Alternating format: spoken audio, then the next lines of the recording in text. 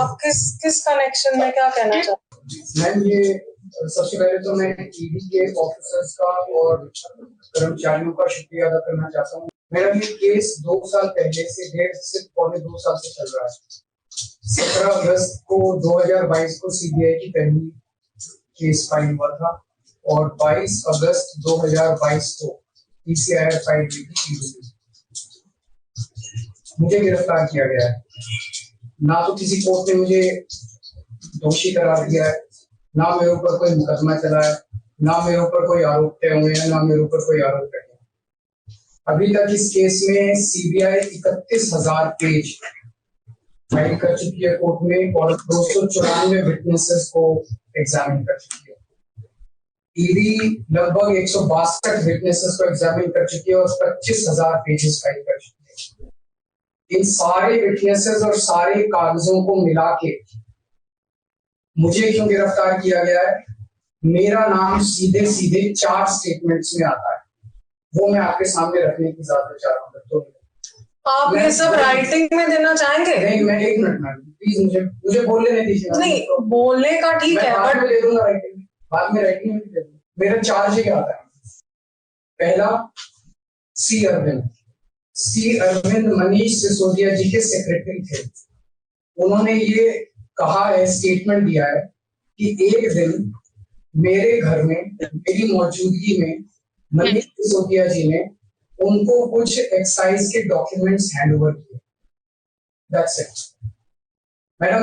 उन्होंने ये नहीं कहा कि मेरी मौजूदगी में पैसे दिए, कोई ऐसा कोई आरोप नहीं है। मेरी मौजूदगी में सी अरविंद को मनीष सिसोदिया जी ने एक्साइज के कुछ डॉक्यूमेंट्स। मैडम मेरे घर पे ढेरों एमएलए आते हैं, ढेरों मंत्री आते हैं, ढेरों डिग्निटरीज आते हैं, अपने अपने सेक्रेटरी लेते हैं। वो आपस में खुसर भी करते रहते हैं, आपस में डॉक्यूमेंट्स भी एक्सचेंज। मुझे क्या पता कि कौन किसको क्या दे। Is this a sufficient reason to arrest the second chief minister? क्या ये स्टेटमेंट एक सेकंड चीफ मिनिस्टर को अरेस्ट करने के लिए पर्याप्त है? नंबर 1। नंबर दूसरा स्टेटमेंट, एमएसआर मगुंटा श्रीनिवास रेड्डी, ये मेंबर ऑफ पार्लियामेंट थे जगन रेड्डी की पार्टी से। एमएसआर एक दिन 16 मार्च 2021 को 4:30 बजे मेरे दफ्तर आते हैं। उससे 10 दिन पहले उन्होंने मेरे ऑफिस में ईमेल भेजी कि मैं एमपी हूँ, मुख्यमंत्री से मेरे ऑफिस वालों ने उसको 10 दिन बाद का टाइम दिया। वो मेरे पास मिलने के लिए आते हैं 4:30 बजे।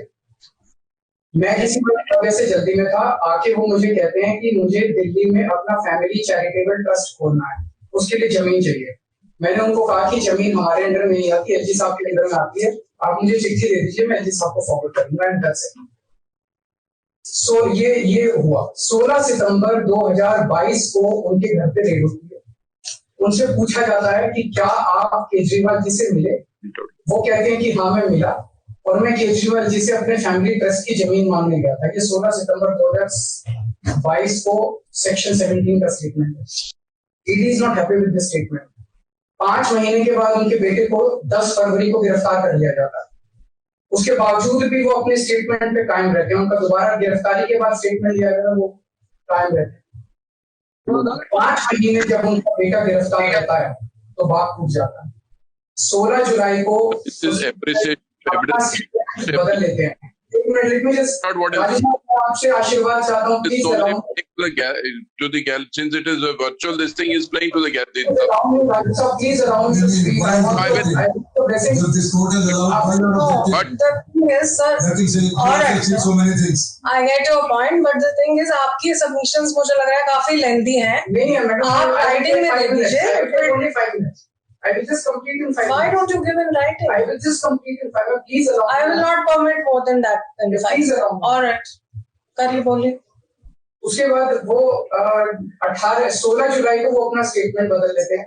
18 जुलाई को उनका बेटा छूट जाता है। उसके बाद उनका कोई स्टेटमेंट नहीं होता। That's it. स्टेटमेंट पे स्टेटमेंट हो रहे थे जब तक वो अपना स्टेटमेंट मेरे खिलाफ नहीं दे रहे थे।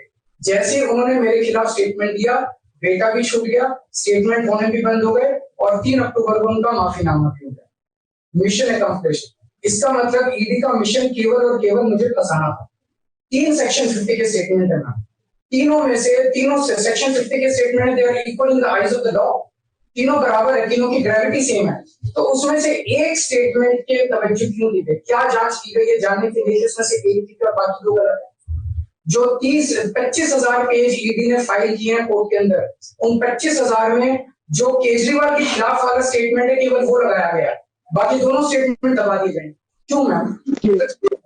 कोर्ट के सामने तीनों स्टेटमेंट लाए जाने चाहिए थे ताकि कोर्ट डिसाइड करता है सच्चाई क्या है। चलिए ठीक है। एक मिनट मैम, तीसरा स्टेटमेंट है उनके बेटे का, राघव मगुंटा से 16 सितंबर को उसके घर पे जब रेड होती है उनसे स्टेटमेंट लेते हैं, he says whatever his father had said। उसके बाद 10 फरवरी को उनको अरेस्ट किया जाता है। उसके बाद उनके 5 स्टेटमेंट्स होते हैं, पांचों स्टेटमेंट्स में वो वही बोलते हैं जो पहले बोला। फिर 5 महीने तक वो जेल में रहते हैं। उसके बाद जब 16 जुलाई को उनके पिताजी स्टेटमेंट बदलते हैं तो 18 जुलाई को उनको छोड़ दिया जाता है। तो 7 स्टेटमेंट्स उनके हुए, 6 में वो मेरे खिलाफ नहीं बोलते, 7वें में जैसे ही मेरे खिलाफ स्टेटमेंट देते हैं उनका उसके बाद कोई स्टेटमेंट नहीं होता, उनको जेल में कर दिया जाता है, उन्हें माफीनामा दे दिया जाता है। तो जो 6 स्टेटमेंट्स हैं ये रिकॉर्ड पे नहीं लाए जाते। चौथा है शरद रेड्डी के केस में 16 सितंबर को उसको अरेस्ट किया गया, 16 सितंबर को उसकी अरेस्ट हुई, उसने मेरे खिलाफ कुछ नहीं बोला। 9 नवंबर को उसका स्टेटमेंट दिया, उसने कुछ नहीं बोला। 10 नवंबर को उसकी अरेस्ट हुई। उसके बाद उसके 9 स्टेटमेंट्स होते हैं मैम, 9 स्टेटमेंट्स वो मेरे खिलाफ नहीं बोलता। उसके बाद 6 महीने उसको अरेस्ट करने के बाद 25 अप्रैल को वो टूट जाता है और वो केवल इतना कहता है कि मैं विजय नायर के साथ मिलने सीएम साहब के पास गया था, सीएम साहब जल्दी में थे, सीएम साहब ने कहा कि विजय के टच में रहो, विजय अच्छा लड़का है। मैं केवल ये जानना चाहता हूं कि क्या ये 4 स्टेटमेंट्स एक सिटिंग चीफ मिनिस्टर को अरेस्ट करने के लिए मैम 2 मिनट दे दीजिए, ये पर्याप्त है? नंबर 1। नंबर 2, जो 30,000 पेज फाइल किए गए हैं, ये 30,000 पेज के अलावा 1 लाख पेज ईडी के दफ्तर में जो हमारी बेगुनाही के सबूत है मैम, उनको कोर्ट के सामने नहीं लाया गया। ये दूसरी बात मैं ये कहना चाहता हूँ, ये शराब घोटाले का पैसा आखिर है कहाँ, जो शराब घोटाला कहा जा रहा है। मैम ये आरोप लगाया जा रहा है कि 100 करोड़ रुपए किसी साउथ लॉबी ने शराब की हमने पॉलिसी बनाने के लिए, हाँ जी आम आदमी पार्टी, मैम ये जस्टिस संजीव खन्ना का ऑर्डर है। जस्टिस संजीव खन्ना का order ma'am page 22 para 12। The assertion in the complaint filed by DOE that kickback of ₹100 crore was actually paid by liquor group is a matter of debate। Sanjeev Khanna कह रहे हैं, इसका मतलब ये साबित नहीं हुआ, इसका मतलब ये विवादास्पद है, इसका मतलब ये संदेहास्पद है, इसका मतलब इसके लिए सबूत नहीं है। तो जो 100 करोड़ रुपए ये कह रहे हैं कि हम लोगों ने रिश्वत ली, वो रिश्वत तो संदेहास्पद है, उसके तो सबूत ही नहीं है। लेकिन असली शराब घोटाला क्या है? असली शराब घोटाला शुरू होता है ईडी की जांच के बाद। जब ईडी की जांच शुरू हो जाती है, ईडी की जांच के 2 मकसद हैं। एक स्मोक स्क्रीन क्रिएट करना पूरे देश के सामने, आम आदमी पार्टी ने चोरी की है, आम आदमी पार्टी भ्रष्टाचारी है, आम आदमी पार्टी ने शराब घोटाला किया, और उसके पीछे एक्सटॉर्शन रैकेट करना जिसके जरिए वो एक्सटॉर्शन रैकेट करना जिसके जरिए वो पैसे इकट्ठे कर रही है। मैं आपको सबूत दे रहा हूँ। शरद रेड्डी के केस में शरद रेड्डी को बेल 2 वजह से मिली। एक, शरद रेड्डी ने मेरे खिलाफ स्टेटमेंट दिया और शरद रेड्डी ने अरेस्ट होने के बाद 55 करोड़ रुपए का चंदा बीजेपी को दिया। 55 करोड़ रुपए के bonds arrest, so he bought his bail ma'am, he bought his bail। Now the money trail is clearly established। Money trail is clearly established। Ma'am, just last 1 minute। Yes, last 1 minute। The money trail is established, ma'am. उसने अपनी bell arrest होने के बाद 55 करोड़ रुपए का चंदा BJP को दिया, बीजेपी के अकाउंट में सीधा गया। मनी ट्रेल इज एस्टैब्लिश्ड और यही पूरी जांच का मकसद था। एक तरफ आम आदमी पार्टी को क्रश करना, एक स्मोक स्क्रीन क्रिएट करना, भ्रम का पर्दा और पीछे से एक्सटॉर्शन करना। Thank you.